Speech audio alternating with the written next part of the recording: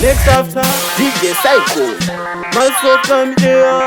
KC, me name K-PROXY. Are you prank? Baseline.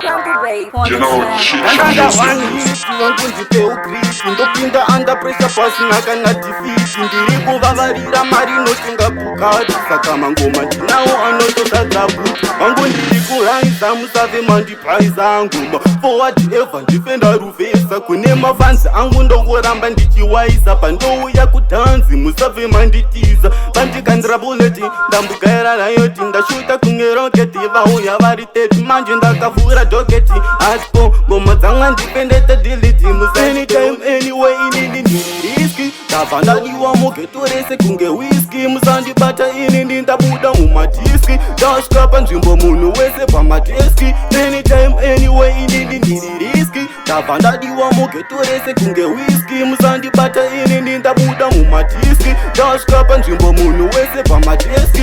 Anytime anyway ndiri kufamba toti mzira dzanaloti. Ndine mugoti ndini ndakautorera bloti. Vana vadiki kunotovapfekedzwa mashoti. Vari kukwata kunge chaunga chiri mubhoti. Handidhakwe nemazeze ndinonwa makoti. Vari kurenga kunge mota ndivopana 40. Tichavamhanyisa maraunzi parandabauti. Garoziva nyaya dzavo dziriko kukoti.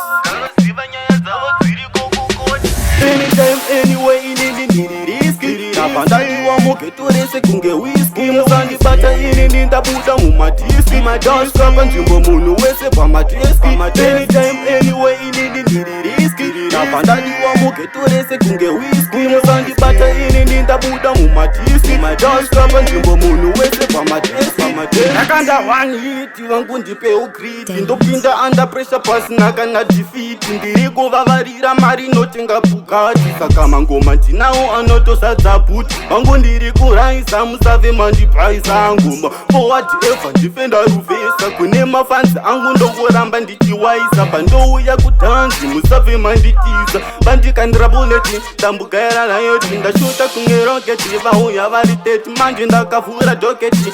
Atko ngoma dzanga ndipendete delete musandibewo limit. Anytime anyway inini ndiri riski. Ndabva ndadiwa mugeto rese kunge whisky. Musandibata inini ndabuda mumadiski. Ndasvika panzvimbo munhu wese pamadeski. Anytime anyway inini ndiri riski. Ndabva ndadiwa mugeto rese kunge whisky. Musandibata inini ndabuda mumadiski. Ndasvika panzvimbo munhu wese pamadeski. Anytime anyway ndiri kufamba toti mzira dzanaloti. Ndine mugoti ndini ndakautorera bloti. Vana vadiki kunotovapfekedzwa mashoti. Vari kukwata kunge chaunga chiri mubhoti. Handidhakwe nemazeze ndinonwa makoti. Vari kurenga kunge mota ndivopana 40. Tichavamhanyisa maraunzi parandabauti.